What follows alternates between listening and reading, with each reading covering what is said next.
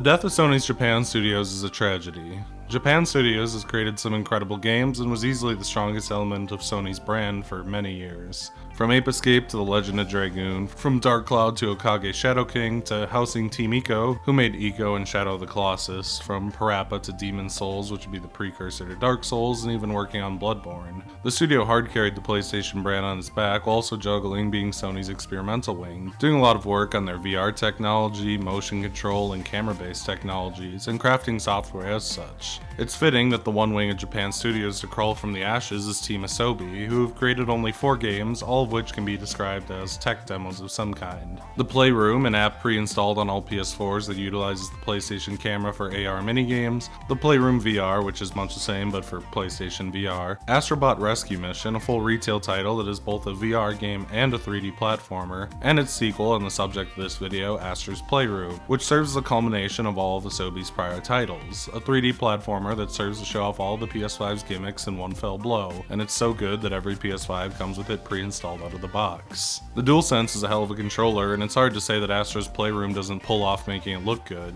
It has this consistent buzz of creativity that gets you excited for gimmicks that easily could have been eye-rolling had every element not been pulled off so well.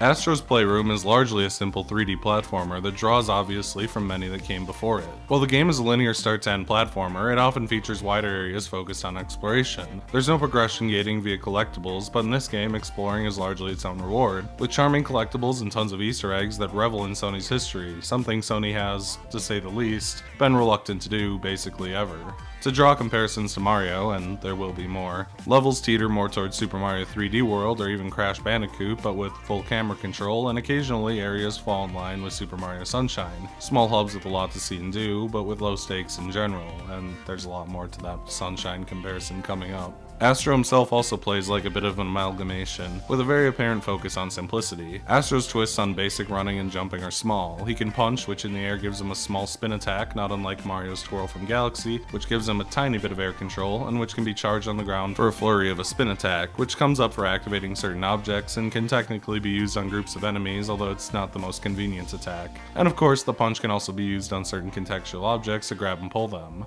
Astro's other addition to the platformer moveset is his hover, which definitely brings to mind the FLUDD from Super Mario Sunshine, although its duration is nowhere near as long and it's much more vertical. While using it, Astro slowly falls without outright cancelling downward momentum, and the lasers destroy enemies below Astro. All this giving him extremely precise, fast, and snappy options for air control that make the game feel extremely smooth and clean to play, if not as freeform as something like 3D Mario. I also certainly don't think it's a coincidence that the game starts you pointing towards a beach level. The core gameplay is fantastic, it's effective and simple, which for a tech demo accessible to everyone is completely understandable, but levels are built around creative uses of simple mechanics and fantastic visuals to keep things engaging, and perhaps even more than that through the use of constant, consistently good gimmick sections that, while abandoning the core gameplay temporarily, are all really strong in their own right, show off neat elements of the controller, are localized to one level so they never outstay their welcome, and in general break up the core gameplay nicely. It'd be extremely easy for these gimmicks to have been obnoxious or very obviously just obligatory for the sake of showing off some stupid thing on the controller, but they're pretty perfect, just fun little mix-ups. To wrap up this section, collectibles. They do nothing and I love them. Coins are strewn throughout levels and can be spent at a gacha machine to gain the other 2 collectibles, which themselves can be found in levels as well. Puzzle pieces contribute to large murals representing each era of PlayStation, while capsules contain artifacts, PlayStation consoles and accessories that are added alongside the murals to a museum room. Frankly, the love and care put into the artifacts is pretty incredible. Perfectly rendered 3D models, controllers that match your own inputs on the screen when you press buttons, consoles that can have their disc trays flipped open and they'll often have little Easter egg bodified versions of classic PlayStation games, tons of obscure Sony love with accessories like the Pocket Station and the PSP camera, and even the Vita, so cruelly spiked by Sony America, gets some love. Not only are they a fantastic reward visually that shows an obvious love for Sony's past that they're usually sheepish to display, but many of them are locked behind small extra challenges or tightly hidden in the stages, which makes what would otherwise be extremely linear levels into levels that are fun to explore, not for any real tangible reward, but just to see the attention to detail put into the collectibles themselves. It's really quite a feat to make collectibles that are genuinely fun to collect for their own sake, rather than for the sake of progress or monkey brain numbers go up shenanigans. To kinda roll on from that last point, this game is fucking charming. The collectibles are one thing, but the cameos, not just from first-party Sony franchises like Ape Escape, Ico, and Gravity Rush, but also from franchises that boosted Sony throughout its life cycle, even if they would eventually jump platforms, like Silent Hill, Final Fantasy, and Devil May Cry, they're so fucking cute, I can't believe it. I love seeing these things throughout with the bots reenacting little bits of a game and being all dressed up. It's perfect. The game is damn pretty too, divided into 4 worlds despite their kinda generic themes: a beach, a jungle, a grassland, and a futuristic city. Each of these comprise of 4 sections that each shift theme in subtle ways. The beach area slowly shifts into a frozen wonderland, the jungle into mountainous ruins. The game loves to keep things fresh, and the PS5 really gets a chance to show it off. Each area is relatively small, some definitely longer than others, but still pretty contained areas, and that allows everything to be packed with so much detail, whether that's the aforementioned Easter eggs, grass that bends and folds when touched, or almost lifelike water. And the simple and clean art style really ties it all together. It's dead gorgeous, and Astro and the other Astro Bots are cute as hell. The game has some real stunning moments, perhaps its best being the area where you finally hit the end of a level and are greeted with a gorgeous night sky, broken up with the home menu of the PS2 with its memory block pillars and hovering balls of light tied in. It's all just so loving and pretty. The sound design is also crazy. The onboard speaker on the DualSense controller is used to great effect for subtle sound effects like the splashing of water, enemies shattering when flung, the sound of the minigun in a short gimmick section. It creates this neat faux surround sound thing that's super cool to hear, and the music is equally crazy. A lot of the music is based on a recurring melody, but remixed to match each area. It makes the theme extremely memorable while keeping it fresh throughout every level, and that's before getting into a bunch of other great songs that appear periodically throughout, sounds, themes. It's incredible for its ability to kind of just generate nostalgia on a whim, musically and visually, and I've certainly always been more of a Nintendo fan than I have for Sony. It's lovingly tuned into the legacy of Sony's gaming endeavors in a way that only Nintendo typically is, and even Nintendo has kind of been dropping the ball on that in a few ways lately. The CPU Plaza hub is at least a bit notable. While it's not a secret-filled labyrinth, it has its own charm. The huge guy on the floor, for one, whose reactions to you tapping on the glass are adorable, and beyond that it has a few short segments of gameplay like a climb to the top of the central area and the tutorial. Plus the museum, PlayStation Labo, bears at least a little bit of mentioning. While the area mostly lacks gameplay, there's something incredible at how much detail is put into everything. The handhelds can be booted up and have game parodies starring Astro on them. It'd be even cooler if they had little mini-games, but what can you do? And the consoles can all be powered on and have their discs ejected, which usually reveals other Astrobots hidden about. The gotcha machine is unusually cool, showing off some of the features of the PS5 already. Of note, the lever uses the adaptive triggers to fight against pulling the lever down and for smashing the capsules, which makes it surprisingly fun to dump coins into. Capsules can also be juggled by throwing them up and catching them with the gyro motion controls in the DualSense, which is very useless but also very funny. It's just a cute little detail for how unnecessary it was, I suppose. Each world in this game is extremely loosely based upon one of Sony's prior 4 main consoles, although the connections are fairly light, mainly seen through the musical theming and the artifacts found in the level, which are all from the era of the console that the stage centers on. The first world, based largely on the original PlayStation, Memory Meadows, seems only to be named so because the PlayStation CPU was so integral to its ability to render 3D graphics. Its status as a Meadow is just a convenient first level, I guess. Every level has 4 acts, which always start with the standard level, go into the main level gimmick, then repeat that cycle again, although standard levels tend to mix in their own gimmicks. Memory Meadows is super gorgeous. Act 1 is typically slower paced and more exploratory, and while that is the case here, it's still a straightforward platforming level with some fun challenges as well, as it slowly transitions from an idyllic field in the sky. It begins to rain and its primary gimmick becomes clouds that either generate cloud platforms or blow gusts of wind to push the player around. It's just a cute, simple little gimmick that gets you used to the game. The primary gimmick of the worlds is the ball. Astro is transformed into a ball, which is controlled by swiping on the D-pad, sort of like an awkwardly controlled version of Super Monkey Ball. Honestly, it brings to mind one of those trackball arcade games, like Marble Madness. Well, the first act featuring it is more of an intro, using relatively safe paths and with only a few side areas without walls for collectibles. The unique control scheme is perhaps the first time I've ever seen the PS4 or PS5 touchpad used well. I think in like 90% of games, it's just used as a gigantic start button. Plus, I'm a sucker for Monkey Ball. And the later act with it introduces some really unique gimmicks for it, like ice, which messes with traction, and bumpers to fling the ball off ledges. It's definitely the most unique and fun to play with gimmick in the game, at least as far as I'm concerned. The third act takes a bit of an unexpected turn, taking place in the heart of a storm cloud and being relatively intense. Not only is it still gorgeous in an entirely different way, but it introduces lots of timing-based platforms to contrast the relatively chill first act, such as platforms that flip over with deadly electricity on one side, lightning bolts, giant womp enemies that slam down, and clouds that fall out from under Astro stood on too long, with each of these being introduced alone but quickly mixed into a stressful and chaotic mess towards the end. Although the very forgiving nature of the game makes it way more fun than frustrating to master, to say the least. It's a hell of a lot of fun, and really every world in this game is. The PS2 is represented by SSD Speedway. It's a touch-on. While the PS2 memory cards are technically SSDs in a sense, it certainly isn't a standout feature of the console. PS1 memory cards were too, but the futuristic city admittedly does feel very PS2. It's also just super cool. The neon lights, the cute little advertisements for fictional Astro Bot products, the rushing hover cars and trucks that serve as obstacles in the short hang glider sections between small platforming areas, a simple little minigame where the glider is steered with gyro and swerve to grab collectibles and dodge obstacles. Outside of this, the first act is primarily a pretty simple platforming stage without many twists, largely focusing on the basic platforming over relatively small platforms, and there's nothing wrong with that. The atmosphere is great and the basic gameplay is a joy.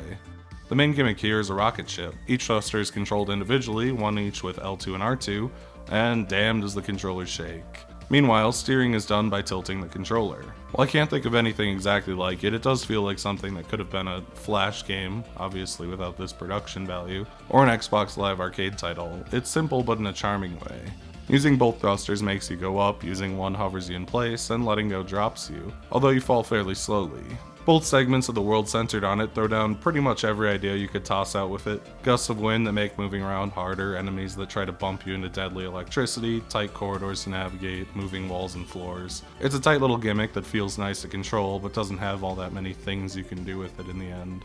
The back half of the main platforming for SSD Speedway is also a bit of a gimmick section, or half of one, starting out with some nice, more direct platforming across space junk, but ending up by becoming a third-person shooter with a minigun. I think the funniest part is that the small area it takes place in is loaded with glass walls to shoot through because it's satisfying to do and looks cool and the PS5 can handle it. Although you're certainly not being challenged, it's just a goofy little power trip. SSD Speedway's ending also blew me away. I love the PS2 and I mean, just look at it. It's a nostalgia bit, but it got me. Cooling Springs covers the PS3 while also wrapping in the handhelds, the PSP and the Vita to some extent. Calling it Cooling Springs is a bit ironic given that the PS3 had some overheating issues, but I digress. Cooling Springs is a comfy beach world, laid back, chill, big Super Mario Sunshine vibes, and the game kind of points you to it from the start, which I don't blame them for because it's super fucking pretty. Crystal clear water with some impressive splashing physics, a big sandstorm near the back. The first area is really laid back, with not much platforming, more so being a little hub to mess around in and hunt for treasures. There's no real threat or pressure or structure, it's just a relaxing place to explore. Actively running through it without looking around probably takes a minute and a half, but sometimes you just need a place to vibe. The primary gimmick here is a hopping frog suit. It can only move by jumping, and jumps can be charged with L2 and R2 and angled with the gyro on the controller, with some slight air control after. Although it's still decently committal despite that. The main crux of it is learning to aim precisely, especially in the second level chunk. A lot of fun ways to make controlling the frog challenging are thrown around. Jumping to and from moving platforms, jumping while riding a moving platform, staying on a rotating box. It maintains some of the platform continuity with the main game while adding a unique restriction that makes it satisfying to play through. It's just the right amount of clunky to make it satisfying to master without being completely frustrating, and it has a constant new stream of ideas to keep it exciting. The latter half of the platforming part of Cooling Springs takes an interesting twist, turning into an ice stage. It's surprisingly good given that ice levels rarely are. Astro isn't made to be slow and slippery like most games would do, he ice skates instead. He's faster, jumps farther and higher, and it offers its own challenge in a way that doesn't make the game worse to play. The platforms are narrow, especially on the side paths, and eventually it escalates to hopping across moving ice flows. Because of his speed and the slight uncontrollable nature of it, it's really short and sweet, but feels great to play. Perhaps the best area for standard platforming in the game, despite being, the ice level curse. GPU Jungle, by process of elimination, covers the PS4. It's a surprisingly interesting setting. While the other levels all have some level of artificiality, the jungle's trees are covered in odd electronics, and the grass seems to be made of little streamers that sway around when touched. It's very cute, and a little strange. The platforming here feels a bit more naturalistic despite that. The other worlds feel very much like video game levels, but this one, while still a linear set of platforming challenges, disguises it better. It's not better or worse for it, just different. And the first level has a lot of funny little details, like using the PS4 triggers as platforms, or incorporating the Uncharted Astro Bots into the platforming a bit by making a crash plane a platform. The primary gimmick in the jungle is the monkey. Its control scheme is really cute. Holding L2 or R2 grips with the respective hand, and the monkey's arms extend by tilting the controller one way or the other. It's a bit wacky and takes some getting used to, but it's satisfying to start getting into the rhythm of the climb and getting faster and faster at doing it. However, it's undeniably the weakest of the gimmicks. Due to only ever being able to reach the single grip above you or below you, there's no real choice element, just execution, and it's too rigid to have that many ideas stacked on top. The weak grips that shatter if the trigger's held down too hard are a really funny idea, but they only get you the first time. I love the return of analog triggers to gaming though. Swinging off the monkey bar is fun because timing jumps off it well, it can skip some of the lower sections of the platforming, but it also mostly lacks choice, and the few timing based challenges on rotating blocks are kinda underwhelming. It's just not very freeform in general in the way the other three are, which is kinda what makes them so satisfying. The last platforming segment of the world lands at a very pretty mountaintop surrounded by clouds. It's real pretty and the focus on tighter platforming is satisfying. The level itself also has a brief gimmick, a bow and arrow that are aimed with the gyro, primarily used for the game's first boss, which operates more or less like you'd expect. After dodging attacks for a while, primarily by weaving between over or under cannonballs, a weak point is exposed to shoot, like a Crash Bandicoot boss with a projectile. It's a cute little distraction, but I think it's fairly obvious that Astro has a bit of the Mario problem. Mario is so simple that throwing him in any level works and you can go wild with ideas, same with Astro. But when it comes to designing bosses, that same simplicity makes it hard to design interesting things to do. You can squeeze out one decent boss centered on dodging its attacks, maybe two if you have an interesting gimmick, but largely it's less interesting than any variation of a level would be. This is all kind of preamble to the final level in the game, unlocked by clearing the other four. 1994 Throwback is the most almost perfect ending this game could have had, although not really for the gameplay. The level is a boss fight and not a very complex one, but its star wins me over. Demo 1 was a demo disc included with early PlayStations, and its most famous feature is the T-Rex demo. It's quite literally a 3D model of a T-Rex wandering in an endless void to some incredible music, but for its time it was a hell of a showcase for the maximum potential of the PlayStation, a fully rendered, highly detailed, moving T-Rex with a controllable camera. Now obviously the fidelity on display in this demo is functionally impossible in a game where you have to have a game, backgrounds, more than one model, and so on, but it was still a good demonstration of what the PlayStation was cooking with. The boss of 1984 Throwback is the T-Rex, and the accuracy with which it's brought to life is incredible. The reason PS1 graphics do that little jittering thing is twofold. The console is largely incapable of storing models and needs to constantly redraw polygons, which causes a sort of jumpy look, exaggerated by the lack of precision in where the edges of polygons can be placed, causing them to sort of warp the textures applied to them and wiggle about a little awkwardly.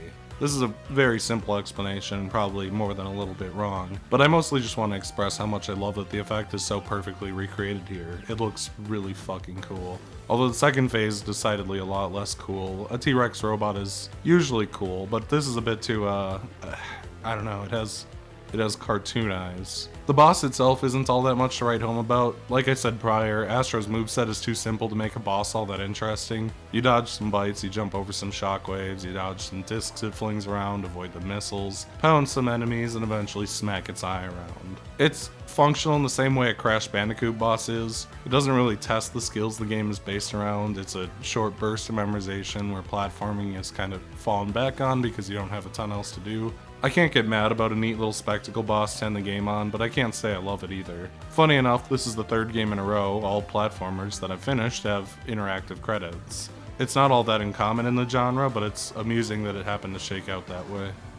Outside of the fairly bulky pile of collectibles, Astro has one brief side mode, one that lacks collectibles, but one that completely changes the status quo, the network Speedrun. If its name wasn't enough of a giveaway, the mode centers on speedrun challenges, 8 in total, 2 for each world, one centered on the core platforming, one centered on the gimmick. These aren't just level chunks, instead they're roughly 1-minute challenge levels designed precisely to encourage creative skipping, but also to keep the flow and reward precision with better rankings on the leaderboard. I wouldn't say the gimmick levels are very strong, they're as good as they were before, but all of them are fairly simplistic, and in order to keep their pace up, don't drop many new ideas. However, the main platforming speedrun levels have great fucking designs. The jungle outright introduces new enemies with a bullet bill-like one to dodge around while trying to skip across rotating wheels. The meadow is in the clouds, but the lightning rains down, covers one side of the flipping panels, and womps slam down periodically, and it all comes down to really precise timing and planning. The springs have a thrillingly fast-paced ice skating level, with only a space station level of the Speedway lacking some kind of crazy gimmick, but even that one's just a nice, solid, tight little level.